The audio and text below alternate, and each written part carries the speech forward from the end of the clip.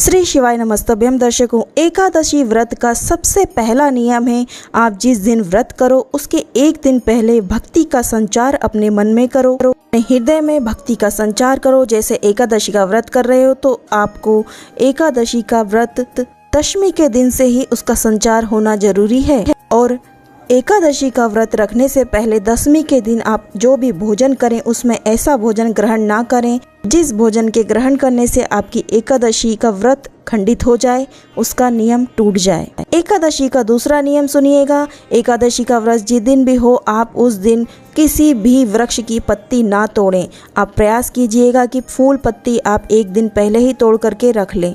एकादशी का अगला नियम है, आप भूलवश भी अपने रोटी के डिब्बे में रखी हुई रोटी आप गाय को ना दें। आप कोशिश कीजिए कि गाय को रोटी देने के बजाय आप व्रत का कुछ फलाहार बनाया हो वह दें, या फिर फल आप गाय को खाने को दें। रोटी देना भी है तो आप थोड़ा सा फल जरूर दें, और रोटी अपने बच्चों के हाथ से या फिर घर में कोई अन्य सदस्य के हाथ से दिलवाएं। आपका व्रत है तो आप सिर्फ फलाहार दें।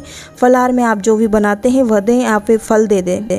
अगला नियम है, बन सके जितना एकादशी के दिन आप ओम नमो भगवते वासुदेवाय का जाप करें। भगवान का स्मरण करते रहें, हृदय में भगवान का ही वास रखें।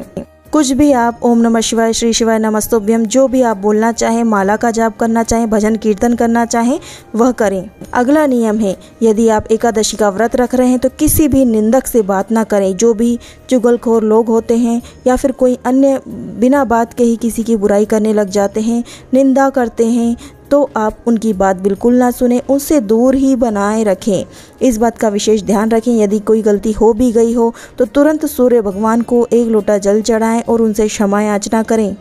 सूर्य नारायण का दर्शन करें, 3 बार नेत्र बंद कर उनको देखें, नेत्र बंद कर करके उनको दर्शन करें।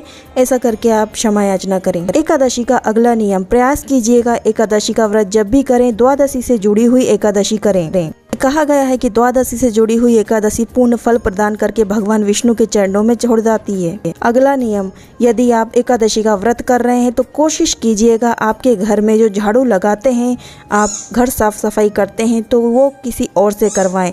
होता है कि आपके घर में कीड़े मकोड़े हमारे हाथ से मर जाते हैं, तो कोशिश कीजिएगा कोई और यह कार्य करे।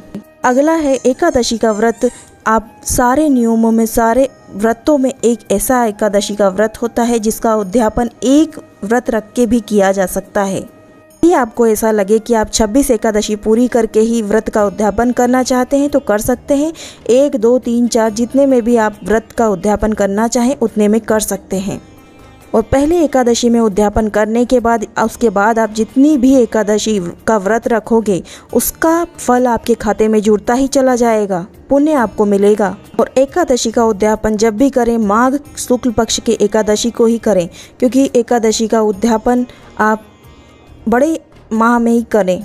और इस बात का ध्यान रखें, चतुर्मास के अंतर्गत एकादशी का उद्यापन कभी नहीं होता, तो कभी ना करें चतुर्मास में एकादशी का उद्यापन, क्योंकि उस टाइम पर भगवान विष्णु शयन कर रहे होते हैं, सो रहे होते हैं। इसीलिए एकादशी के उद्यापन में सबसे ज़्यादा जरूरी होता है तो 24 तरीके का अलग अलग नैवेद्य यानी अलग अलग पकवान जरूरी होता है। 24 तरह के नैवेद्य में आप पूरी, भजिए, पकोड़े और जो भी आप बनाना चाहें वह चीज़ बना सकते हैं। पर याद रखें, सब अलग अलग चीज़ें चाहिए। आप कोशिश कीजिए कि एक ही चीज़ को अलग अलग 24 जगह पर ना रखें, सभी अलग अलग पकवान 24 अलग अलग बनवाने की कोशिश कीजिए। और एकादशी के उद्यापन में जब भी आप उद्यापन करवाएं, विद्वान ब्राह्मण को बुलाकर ही उनसे एकादशी का उद्यापन करवाएं, और एकादशी के उद्यापन के बाद हवन आप द्वादशी के दिन करवाएं। तो दर्शकों, ऐसे ही कई एकादशी के उपाय हमारे चैनल पर डले हुए, उन्हें भी जरूर सुनिएगा। मिलते हैं अगले वीडियो में। श्री शिवाय नमस्तुभ्यम।